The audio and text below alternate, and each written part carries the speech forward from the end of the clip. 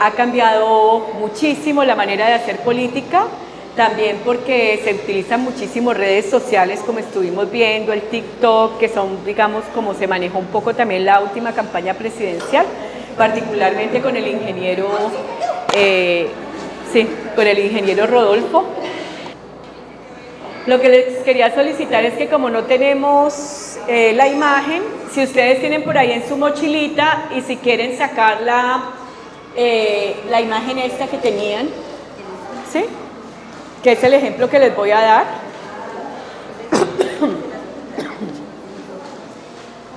Y este ejemplo, si bien digamos ya puede estar pasado de moda, es posible que esté pasado de moda para zonas urbanas de pronto, o para gente, digamos, segmentada que está más, digamos, manejando redes sociales, que tienen acceso a datos, etcétera.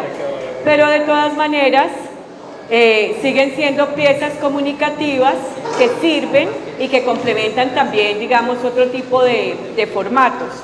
Entonces, como nos decía aquí el joven Aníbal, él hablaba, una de las primeras cosas que tenemos que hacer es que la audiencia, los votantes potenciales tienen que saber quién es la candidata, quién es esa persona, ¿sí? Esto que les voy a presentar acá, como les decía ayer, fue una asesoría que yo tuve de una gran experta en marketing político en Australia que acompañaba siempre candidaturas de primer ministros y de miembros de la asamblea, y que tuve la oportunidad de trabajar con ella, y después me regaló 2 horas gratis para orientarme en ciertas cosas y me dio estos consejos que a mí me pareció muy útiles. En la época en que yo me lancé en esa segunda candidatura, yo ya me había lanzado al Consejo de Cali en el 2011, cuando pusimos en práctica la ley de cuotas con la 1475, que comenzaron, digamos, a ver las cuotas en las listas, ¿sí?, en el 2011. Entonces una digamos, cuando yo me lancé era más para posicionar unos temas, no era, digamos, como el objetivo que tenían acá de ser electa, ¿sí? Como dijimos, hay distintos tipos de campañas y distintos objetivos. En el caso mío era más posicionar temas, y también porque necesitábamos mujeres en las listas, y pues habían puros rellenos y no se conseguían las mujeres, y ahora que aprueben la paridad, pues con mayor razón va a ser más difícil y tenemos que trabajar más para tener más semillero de mujeres políticas que puedan después llenar esas listas y ese 50% de mujeres que queremos en las listas.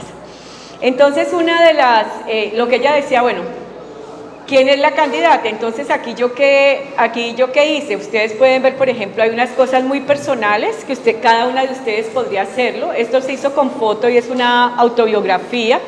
Entonces, de pronto, ¿de dónde vienes?, ¿cierto? Esas cualidades, si sos madre o no sos madre, o bueno, lo que quiera, eso cada cual decide. De pronto temas sobre el trabajo, temas sobre el activismo social, y que la gente las vea a ustedes, por ejemplo, desempeñándose en esos distintos espacios en los que están, digamos, haciendo su trabajo social, o que tienen sus comunidades de base.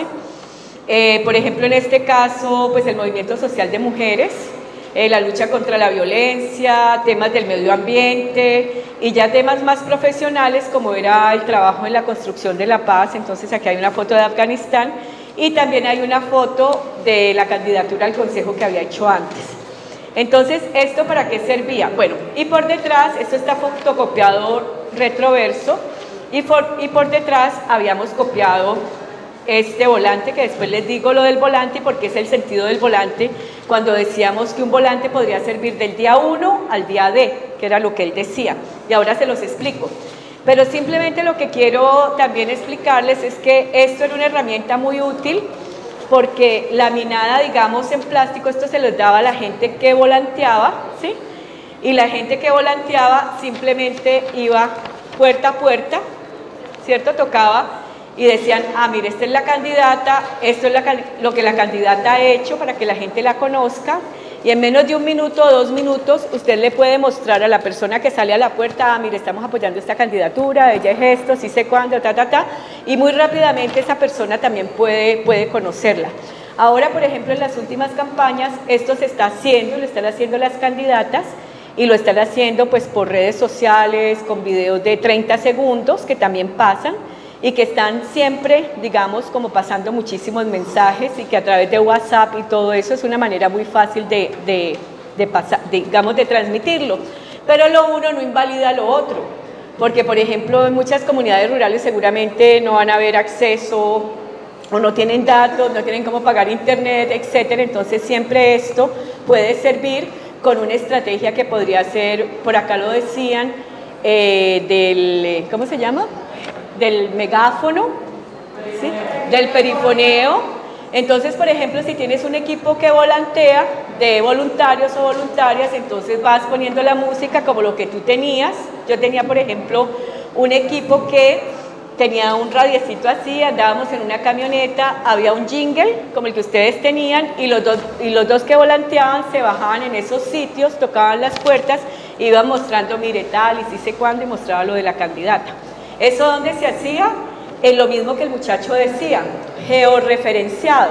Entonces siempre uno mira en los puestos de la registraduría, como él dice, pero eso también se puede encontrar en la misma página de la registraduría, y los mismos analistas de los partidos políticos que los apoyan, ellos hacen esos análisis y dicen, por ejemplo, la población de tal municipio, qué barrio o qué puesto de votación vota más por los liberales o los conservadores o los verdes o esto o lo otro, y es ahí, hacia esa base social, que uno se dirige, digamos, haciendo esta campaña. Entonces usted coge esas cuadras, por ejemplo, y entonces se va con ese equipo de volanteo. Eso es, digamos, una estrategia, porque ahí ya estás segura que vas a tener ciertos votos blandos, que era lo que él decía, o sea, gente que está más, digamos, inclinada a votar o que ha votado tradicionalmente por ese partido o por mujer, o bueno, dependiendo de la investigación que se haga, ¿cierto?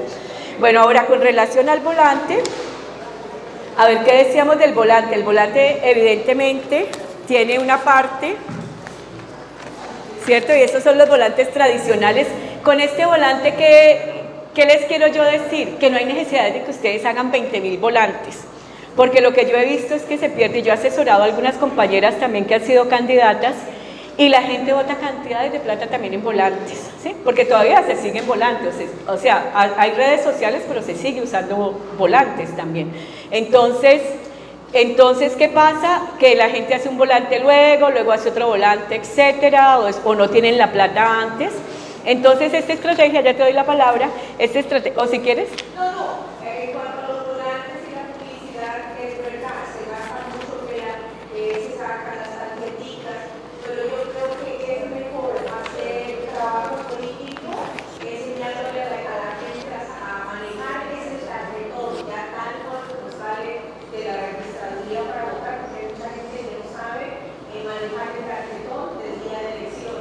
Sí, pero eso ya es en los tiempos de la campaña, ¿no? Él nos decía también de los tiempos de la campaña, ¿sí? Sí, porque a veces sacan, pero lo dejan ya y la registraduría no saca rápido el tarjetón para poder enseñar y hacer un trabajo sobre el tarjetón. Eso es muy importante, lo del tarjetón, y se usan los pequeños videos educativos y todo eso, pero eso de los tarjetones normalmente se hacen 2 semanas antes o una semana antes de la campaña. Esto es una pieza que sería para que ustedes, cuando ustedes ya están en la lista del partido y a ustedes ya les han asignado un número, ¿sí? Cuando ya tienen el número asignado, ya podrían hacer este tipo de trabajo. Entonces, en este tipo de trabajo que hay, pero antes de eso ustedes pueden ya adelantar muchísimas cosas. Por ejemplo, el tema del eslogan, ya tienen, por ejemplo, una buena foto, que fue lo que estuvieron haciendo acá. Tienen la marca, si es que van por un partido, si van por un movimiento significativo, pues es distinto, pero si van por un partido político, ustedes tienen la marca, ¿cierto? Y tienen el número que ya les han asignado. Y colocan aquí si es, por ejemplo, a qué puesto, a qué está postulando. Abajo de eso usted ya coloca sus teléfonos, sus redes sociales, sus cosas. Entonces ya la persona que recibe esto ya va a saber todos los detalles suyos, el nombre, cómo contactarle, etcétera, el eslogan o el mensaje. Y por detrás, porque a veces hay muchas, estos parecen unas pendejadas y son unas cosas minuciosas, pero realmente tienen sentido. Algunas veces la gente hace volantes, solamente coloca esto y por detrás a veces no escriben y dejan el espacio en blanco. O lo que escriben se pierde, digamos, porque no se lo cranean bien, no lo conciben bien. Ella que me recomendó a mí, por ejemplo, a mí me pareció supremamente útil. Bueno, allá en Australia utilizan 5 puntos o 3 puntos, digamos, que sería acá. Si ustedes miran la parte de atrás de lo que les estoy mostrando, no sé si lo están viendo, porque si no lo están viendo, pues no tiene sentido lo que yo les estoy diciendo. Entonces, por detrás, entonces son la agenda programática. Entonces, por ejemplo, usted va a trabajar por el relleno sanitario o por la protección del medio ambiente. En este caso mío, por ejemplo, era por la paz, ¿cierto? Entonces, hay unos temas también programáticos que se hacía ahí. Entonces, ahí ustedes ya, como saben que ya son candidatas, por ejemplo, algunas con un año de antelación, como aquí la compañera Yuri, ya saben, entonces tienen todo un año para comenzar a maciarse y a pensar exactamente cuáles son los temas prioritarios con los cuales ustedes van a presentarse ante la población, ¿sí? Y enfrente, si ustedes miren la columna de enfrente, entonces ya está toda la información que el votante o la votante potencial necesita saber para votar el día de las elecciones. Entonces, ¿qué es? Entonces, bueno, el eslogan. ¿Cuándo votar? Entonces aquí en lugar de decir 9 de marzo del 2014, pues colocarían domingo 29 de octubre del 2023, porque ustedes ya saben cuál es la fecha. Dirían de 8 a 4 de la tarde, porque eso no cambia, ¿sí? Y luego entonces ustedes dan aquí todos los detalles. Entonces, ¿cuándo? ¿Dónde? Entonces ustedes para el municipio o para el departamento, dependiendo si es asamblea o si es gobernadora o qué, entonces se coloca. ¿Cómo votar? Entonces siempre insistirle a la gente desde ya cómo votar, que es colocar la cruz en el logo del partido o en el símbolo o en la marca del partido y el número en la lista. Y acuérdense en que tienen que ser las dos cosas. Y esa campaña educativa que usted decía, que se puede decir, cómo votar en el tarjetón, usted ya la puede estar haciendo. Y si usted hace esto desde el día 1, porque ya tiene su número, pues todo el tiempo va a utilizar y no necesita hacer 20.000 volantes y cosas de esas, porque ya tienes todo claro, pero evidentemente tendrías que tener muy claro con tu equipo de campaña cuáles son los temas que quieren tratar, ¿cierto? Y evidentemente el número del partido. Entonces es realmente una herramienta que ya pues ustedes la pueden o poner menos mensajes o 2 mensajes, dependiendo pues de todo lo que ustedes quieran trabajar. Y evidentemente después pues, pueden hacer otras piezas comunicativas, ¿no? Como son las charlas, los espaguetis, los desayunos, la chocolateada, las empanadas, los grupos de mujeres, comenzar con la familia, ¿sí? Y es algo que va creciendo, digamos, exponencialmente y que ya cuando ustedes hagan, digamos, toda la agenda de cómo van a hacer la campaña, porque uno también lo que hace es, digamos, dividir la semana también. Entonces ustedes dividen la semana, una semana, ¿cierto? Y colocan pues evidentemente las fechas de cada mes, colocan mañana y lo dividen en espacios. Por ejemplo, el espacio de la mañana de 6 a 8, por ejemplo, el espacio de la mañana, lo del mediodía, lo de la noche y las comidas. Entonces ustedes hacen agendas de trabajo para cada una de estas cosas. Yo no sé acá cómo funcionan los medios de comunicación, pero en las ciudades grandes, por ejemplo, en las mañanas, siempre las radios tienen programas de 6 a 8 de la mañana y las radios nacionales también, no sé cómo se llama, no me acuerdo cómo se llaman esos programas en la mañana, pero todas las emisoras y la televisión los tienen. Y normalmente ustedes pueden irse directamente a esas emisoras en la mañana, en esos espacios, y no necesitan ni pedir cita ni nada, sino que ahí están porque los periodistas necesitan, ¿sí? Yo no sé si digan Mocoa matinal o qué sé yo, bueno, todos los programas. Luego al mediodía y hacer ese tipo de agendas también les sirve mucho, ¿no? Los contactos y eso. Bueno, entonces eso era lo que yo les quería compartir simplemente. No. Aquí sí.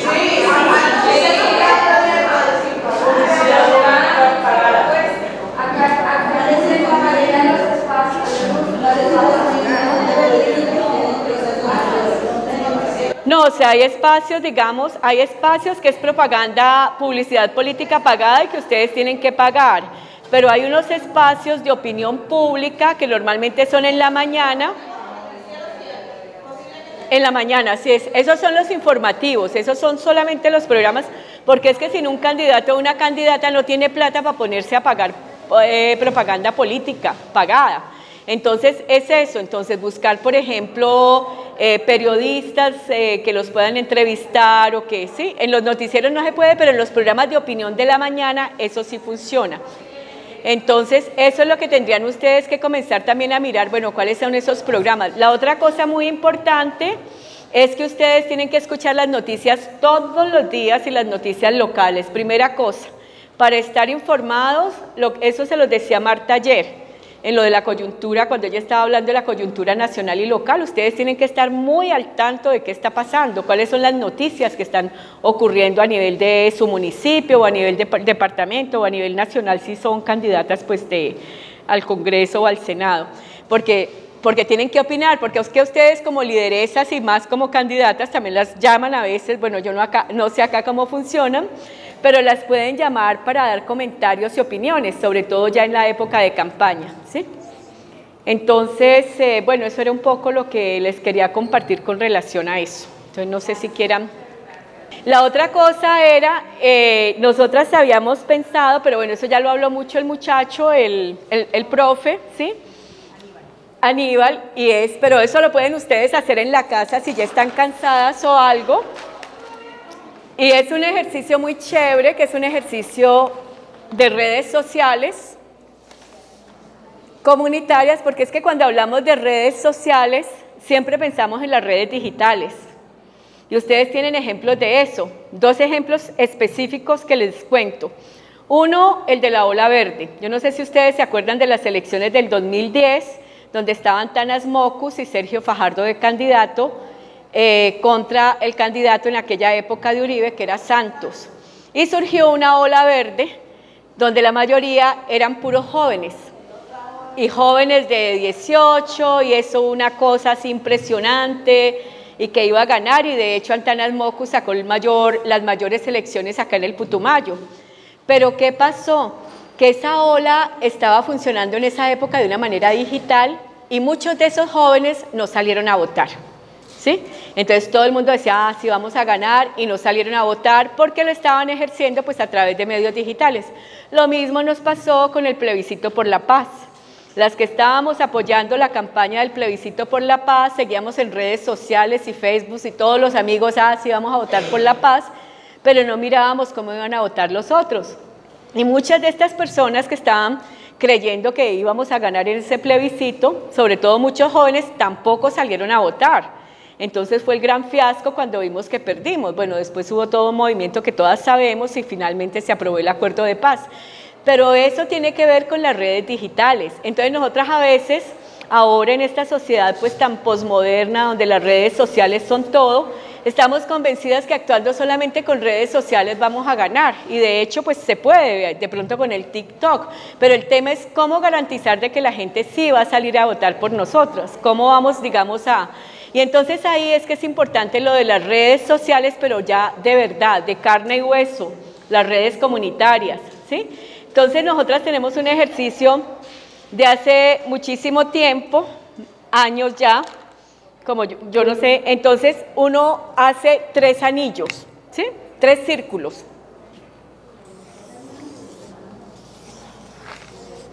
Entonces, está el primer anillo, el segundo anillo que sería el segundo círculo, el primer anillo, el segundo anillo y el tercer anillo. Bueno, o tenerlo así, sí. Entonces, aquí en este primer anillo, tratamos de colocar las iniciales de esas personas que nosotras conocemos y que estamos seguras que van a votar por nosotras, o sea, que son los incondicionales, o sea, es la gente en la que confías, etcétera. Eso es lo que llamamos los votos duros, ¿cierto? Que acabamos de ver, los votos duros. Entonces, por ejemplo, yo podría colocar aquí si mi mamá no se hubiera muerto, pues colocaría la inicial de mi mamá, de mi papá, de mis hermanos, ¿sí? Bueno, entonces aquí están todos estos. Entonces tú cuentas, por ejemplo,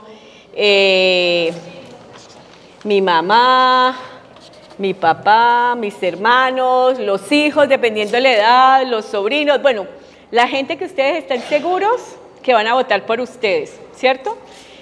En el segundo anillo, ustedes pueden colocar, bueno, acá también en este primer anillo pueden colocar las amigas más cercanas o los amigos más cercanos que realmente es ese nudo de fortaleza, ¿cierto? Que van a tener. En el segundo anillo pueden colocar de pronto pues las primas más alejadas o pueden colocar, por ejemplo, colegas de trabajo con las cuales ustedes tienen buena confianza u organizaciones sociales. O sea, mucha gente que ustedes saben también que van a votar por ustedes o que tienen el convencimiento. Y ya aquí en el tercer anillo, ya digamos serían como más redes más comunitarias. Por ejemplo, el trabajo que ustedes han realizado a nivel del activismo social o defensa de los derechos humanos o bueno, con todas las organizaciones, campesinos, La Paz, bueno, todo lo que se les ocurra. Entonces, ¿ustedes después qué hacen? Ustedes comienzan a contar esta base.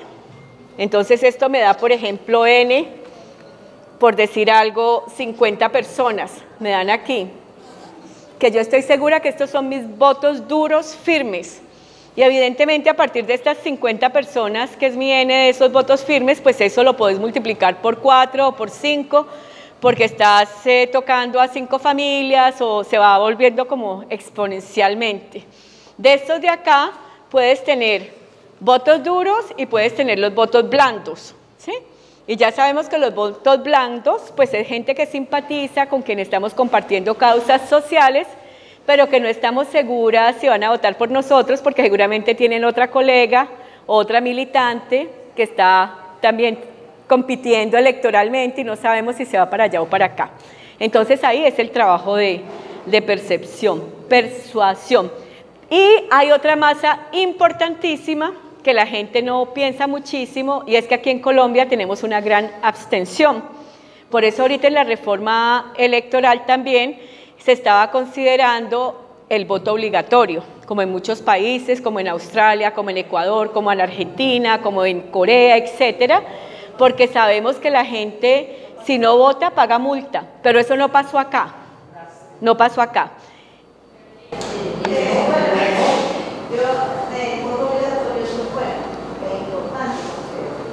Pero no en una población como Colombia, ¿sí? Que hay gente que todavía estamos, digamos, hay analfabetos, otros que de zonas terriblemente lejanas que puedan salir a ejercer el voto. Entonces yo creo que, imagínense, lo multan a ese pobre señor o a ese señor, ¿y cuánto de interés que está multado? Claro. ¿Cuánto de interés que para eso? Entonces yo creo, no, es que es una realidad.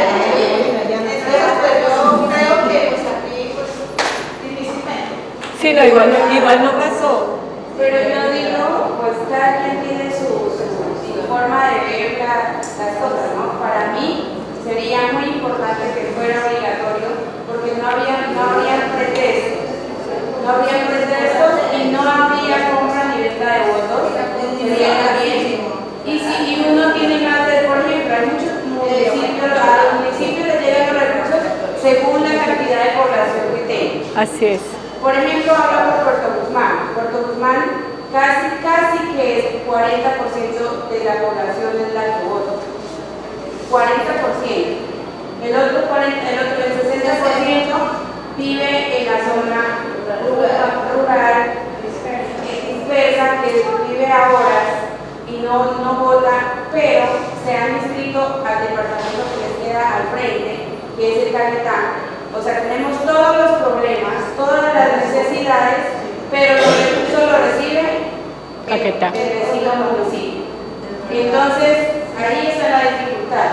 Y cosa que las personas no salen a votar ni allá ni acá, porque la cédula es del municipio de Puerto Guzmán, pero están beneficiando al municipio de Brillo, Solita y de por allá.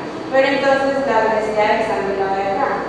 Así es. Entonces sería importante que fuera obligatorio para poder exigir educación, para poder exigir salud, para poder exigir días tardes, o sea, poder exigir mucho de lo que podemos exigir que no se puede o que no lo estamos haciendo ahorita porque simplemente la gente no sale a votar.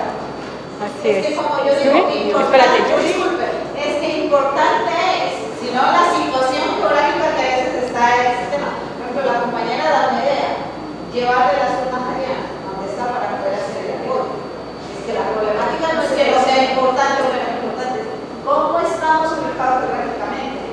En el caso de Valle de Comés, está ya el cuarto Maritán, que a veces descubrió, pertenece a Ipiales. Y para llegar a Ipiales hay que darse la vuelta saliendo a Obrito y llegar por acá, porque la cordillera los separa. O sea, ellos no quieren hacer, o sea, yo lo que me refiero es a la situación geográfica que vive Colombia. Ajá, pero en esa tiene la frescura y la tranquilidad.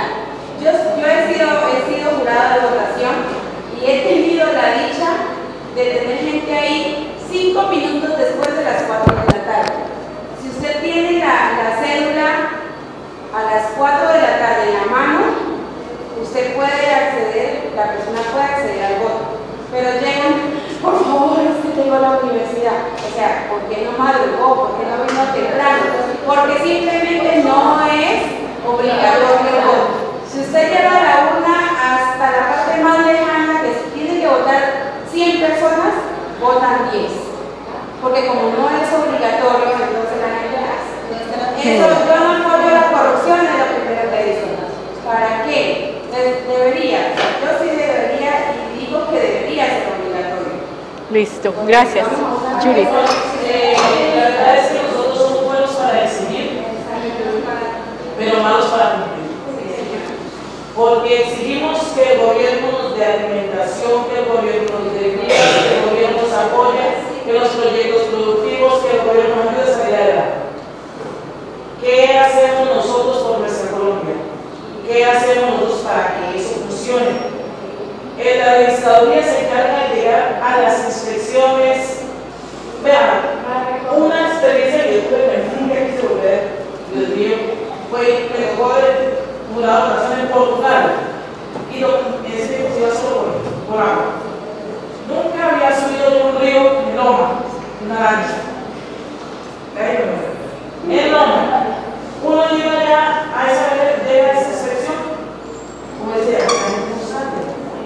La gente, ¿por qué? Porque tenemos que crear conciencia.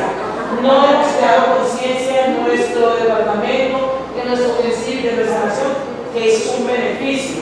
El día que tenemos conciencia, que con ese voto que nosotros tenemos, con eso podemos exigir que nos cumpla el gobierno. Si no votamos, si no enseñamos que se debe hacer, no va a ser. La compañera de San Miguel hizo el ejemplo el día de ayer.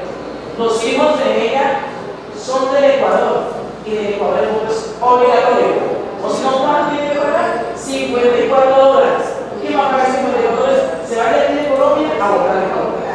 Viven aquí en Colombia. Hay mucha gente que vive en Colombia. Aprovecha los puntos que dicen de acá. Pero tienen que ir a votar en Ecuador porque nacieron allá. ¿Por qué obligatorio? ¿Por qué obligatorio? O si no, no buscan. Entonces, lo que pasa es que estamos acostumbrados a entonces, listo. sí, Gracias. Compañeras, lo que me estaba explicando usted en la última, de lo que estaba dando la información, en el último, de lo que usted nos. Ajá. Esto es algo muy importante. Somos las que vamos a llegar al consejo, a las asambleas. Esto es, vean, es la mejor imagen que se puede tener porque yo lo hice. Lo digo que lo hice, y lo hice 3 meses de campaña. Y esos 3 meses de campaña, falleció mi madre, 20 días no hice campaña, en total fueron 2 meses, 10 días que hice campaña. Pero de esta forma, porque una persona del Vitalito me enseñó esta forma, que dijo, el concejal no hace obras, pero el concejal gestiona. Usted vea por qué línea va a apuntar como concejal. No abarque todo, porque si abarca todo, a todos nos puede ayudar. Si son las mujeres, si son los adultos mayores, si son las personas con discapacidad, ¿cuál es el área que usted va? Tiene más afín y la gente que usted puede llegar, que conoce más y puede trabajar. Esto es lo mejor que se puede hacer. Y que su hoja de vida siempre debe de verse. Porque si, y yo digo, si han ganado otras personas que ni siquiera las conocemos,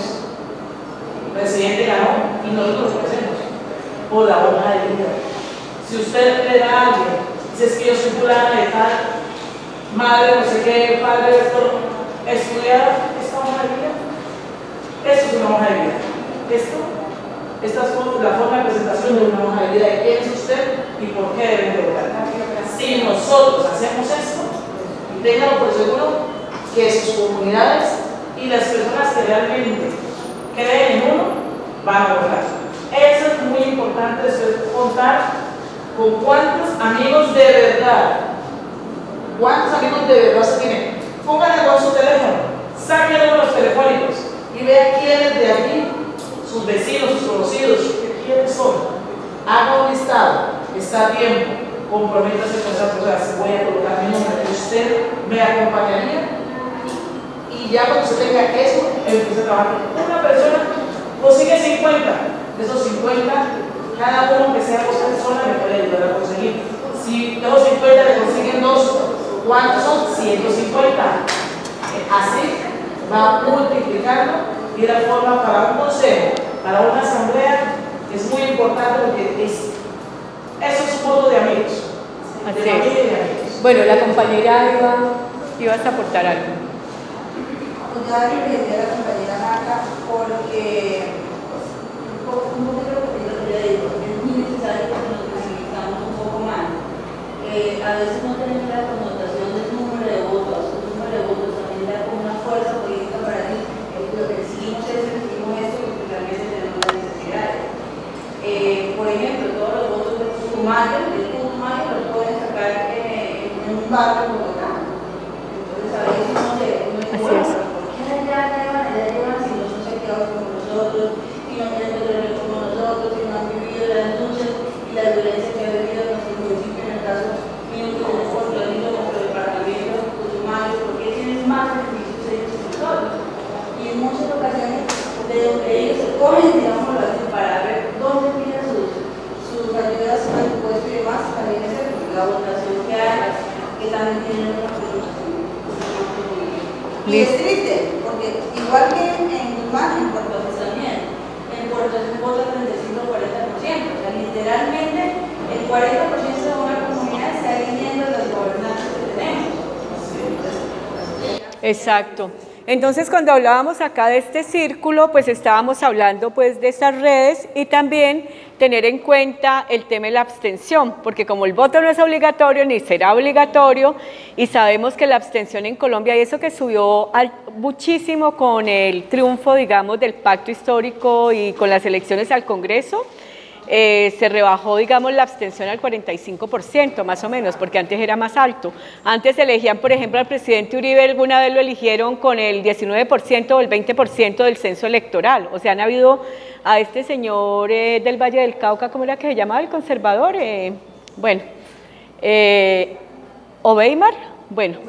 Obeimar, a Ubeimar lo eligieron con el 14% del censo electoral del Valle del Cauca. Entonces, finalmente eso no es democracia tampoco, porque la gente no está saliendo a votar.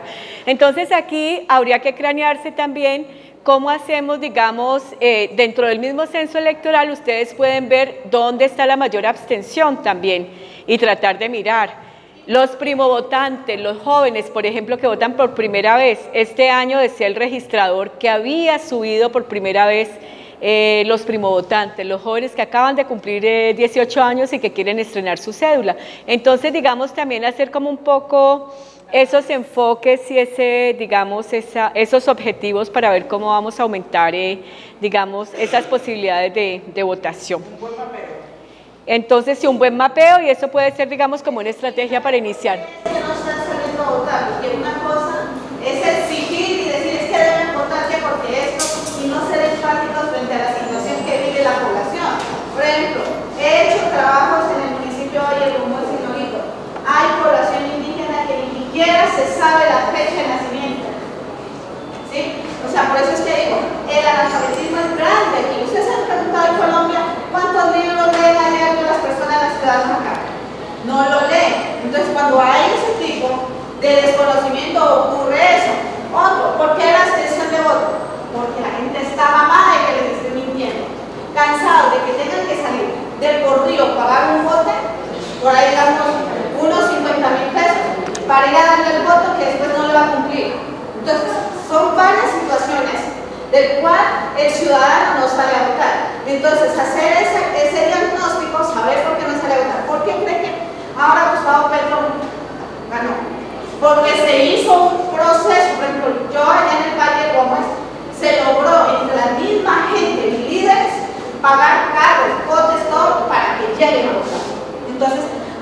mirar estos procesos. Y eso que ni siquiera lo manejamos en campaña, lo hicimos con sancochos, con tamales, porque no se disponía de hacer. Entonces, hacer ese mapeo, hacer un diagnóstico y ver por qué la gente no está votando. No es decir, no, es que le vamos a hacer esto por esto. Claro, ahora yo no sé si de pronto Beatriz esté más enterada de esto, pero también en la reforma electoral se está pensando que la gente no tenga que pagar transporte, ¿no? Que se va a cubrir el desplazamiento de todas las personas para que vayan a votar. Yo no sé qué se haya dicho al respecto. La reforma electoral, a ver, yo lo que creo es que frente al voto obligatorio, yo creo que, porque, ¿cómo es el nombre tuyo? Jorli plantea cosas ciertas, pero uno no puede tampoco hacer política y entonces no avanzamos y ponemos tantas barreras. Lo que hay que pensar es, yo creo que el voto en Colombia debería ser obligatorio y eso va generando cultura política. Como ella decía, el analfabeto no va a poder votar nunca y ni se va a enterar. No se enteró, no es ciudadano, entonces no le pasa nada, no le va a pasar nada. Pero lo principal aquí es ir avanzando poco a poco para que haya una mayor votación y una mejor democracia, con las dificultades que hay. Nunca habrá nada perfecto, porque si esperamos lo perfecto, nunca llegamos. La reforma electoral, la reforma política se llama, planteó varias cosas, planteó voto obligatorio y no se aprobó, no pasó. Lo que está buscando en este momento es que las campañas sean financiadas totalmente por el Estado. Eso es un punto que está buscando, pero como les decía también ayer, creo, esa reforma política ya pasó por el Senado y va para Cámara. No sabemos en Cámara qué va a pasar. Vamos a esperar en Cámara, que a veces es más difícil la discusión, qué va a pasar. Pero ya pasó no, o sea, voto obligatorio no pasó ya. Está la reforma, la votación de la financiación de campañas totalmente por el Estado. Eso está intentando la no corrupción. Lo otro también es la lista cerrada y la lista con alternancia paritaria. También pasó, no sabemos qué va a pasar en el Congreso. Entonces la parte del transporte, lo que está planteando es que el Estado, lo planteó de manera muy general, el gobierno tiene que buscar la manera de asegurar que todas las personas puedan votar. Así lo plantea y así quedó. Eso después hay que reglamentarlo e implementarlo, de qué quiere decir eso, porque también, claro, el gobierno gasta mucho dinero para que a las campañas y cada vez fueron mejores. Estas elecciones pasadas hubo mucha más cobertura de la zona rural por las circunscripciones especiales de paz y llegaron a lugares mucho más recónditos, para decir alguna. Perdona, y creo que estaban hablando también de que van a financiar las campañas políticas, ¿no? Sí, por eso. La campaña política, lo que dice ahorita, las campañas, en este momento está aprobado en segundo debate. La campaña política en el 100% está financiada por el Estado, así quedó. Esto es para evitar que los particulares financien campaña, porque un particular te financia campaña, pero te dice, yo te doy platica, pero tú me tienes que ayudar después, porque o con contratos, o con prebendas, o con normas, o con el cierto. Entonces, pero hasta ahora va así. En el tema político, como en muchos otros temas, muchas veces estamos viviendo de excusas, ¿ya? Yo lo menciono porque en todos los ámbitos, si la persona que pasa el semáforo es porque va tarde, es porque tiene una cita médica, eso me pasa a mí.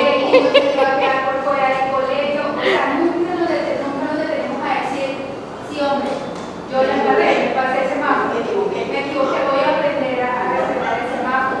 Entonces, a veces nosotros estamos como en una cultura en la que nos enfocamos mucho en las excusas. Entonces, no en reconocer que hay que cambiar, cómo lo cambiamos, sino en cómo ponemos un pretexto para seguir haciendo las mismas cosas. Frente a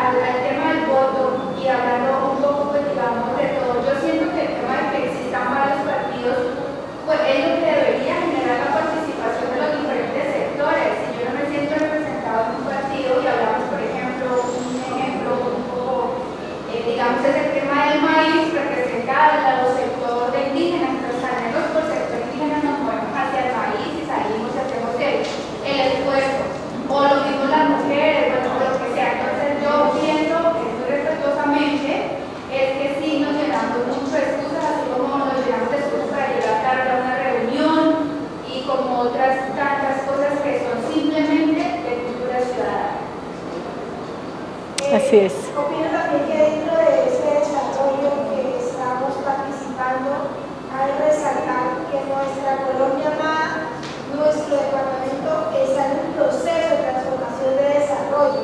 Nosotros estamos siendo parte de la historia de cómo fortalecer esa cultura que no hay. Y que dentro de ello cabe mencionar que es de gran importancia nosotros enfocarnos en las soluciones. Porque una comunidad que nos vaya a escuchar, digamos, y ayudarle con ciertos discursos, va a tender a decir, bueno, son propuestas de que nos va a incitar a votar o que nos va a incitar pues, a ganar en el INE. Yo diría que esa oportunidad de nosotros tener la posibilidad de participar sería muy importante que nosotros promovamos el voto de opinión, el voto para amar territorio, el voto donde se forman los principios y los valores, donde visibilicemos al territorio, al turismo, a las nuevas generaciones, enfocarnos en todo lo bonito. Y es ahí donde empezamos a construir. Y es ahí donde nosotros empezamos a dejar otra forma de hacer política, otra forma de hacer liderazgo. Sí, muy importante esa perspectiva, ¿no? Muy bonita. Gracias por esa contribución. Tú ibas a decir algo y te nos pasaste. Les iba a contar, pues, una anécdota. A mi hermana no sabe leer ni escribir. Ella vive en Tumaco, pero, o sea, vivía acá en Puerto Guzmán y estaba viviendo en Tumaco. A un líder del municipio le pidieron un listado de personas para que fueran a ser jurado. Él cogió el listado y en ese listado estaba mi hermana. Y entonces cuando la llaman a notificarle que ella era elegida como jurado del municipio de Puerto Guzmán. Entonces me llama y me dice, hermanita, yo cómo voy a ir por allá, yo no tengo plata, yo no sé leer, ¿qué es que hacen en eso? Entonces ya le conté y le dije, pues véngase y miramos la situación, a ver cómo hacemos para que la retire, porque hay que hacer un retiro, porque pues obviamente usted no sabe leer y es un proceso que necesita que la persona sepa leer, sepa firmar, qué va a hacer. Y resulta y pasa que nos tocó hasta conseguirle abogado, porque si usted no va como jurado de votación, después de ser notificado, tiene que pagar una sanción y es obligatorio. Entonces, si uno le toca algo obligatorio, o sea, que usted sabe de ley que tiene que responder, pues usted busca la manera de responder con eso.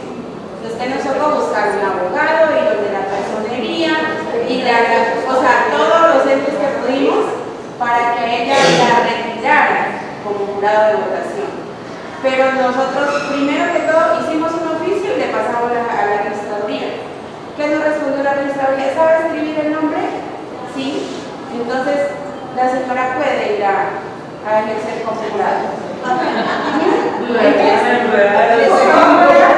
Después nos tocó buscar abogado, no buscamos un abogado, porque como ella salió desplazada desde acá, entonces no le metimos por donde pudimos, pero, o sea, la sacamos del cuento, pero les cuento porque es algo que si es obligatorio se tiene que responder.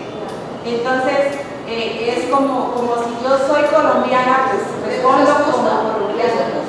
No es justo, pero eso es que no quiere decir que yo nunca haya ejecutado y esté en contra del voto. Es que uno tiene, por eso se llama equidad, darle a la persona lo que se necesita. Y esas personas que a veces no pueden acceder a eso por llevo ciertas circunstancias, no puede hacerlo. A eso, por ejemplo, ella cuando dice, bueno, le tocó, pero ¿es justo que le toque hacer a esa persona eso?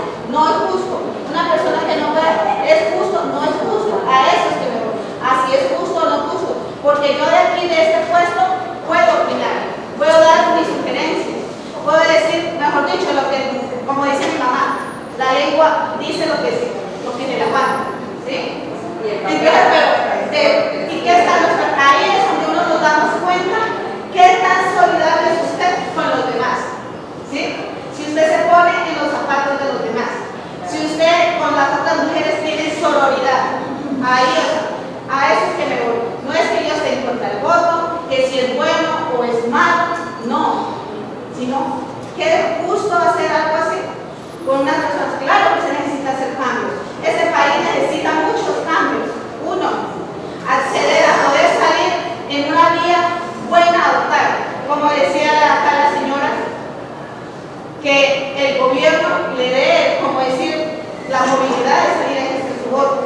Que llegue, claro, esto es lo que quiere. No es que rato menos pensado llegó y voto obligatorio, sin pensar en cada situación de cada ciudadano. ¿Sí? Bueno, yo creo que más o menos hemos hecho, ¿no? Todo el tour, hemos hecho un buen trabajo el día de hoy, nos ha tocado, digamos, trabajar bastante, pensar bastante, innovar. Yo creo que ha sido un día muy productivo y evidentemente que toca desde ya, mujeres, ustedes que se van a lanzar o las que van a ayudar en los equipos de campaña, comenzar desde ya realmente, así como hicieron el ejercicio aquí, ir apoyando a las demás, ir comenzando a sensibilizar pues de la importancia del voto para ver si logramos bajar esa abstención también y que voten más también por las mujeres, ¿no? Que eso fue lo que aprendimos hoy, que el 55% de la participación son mujeres y realmente no tenemos casi ni el 30%, así que es una gran tarea. Bueno, felicidades.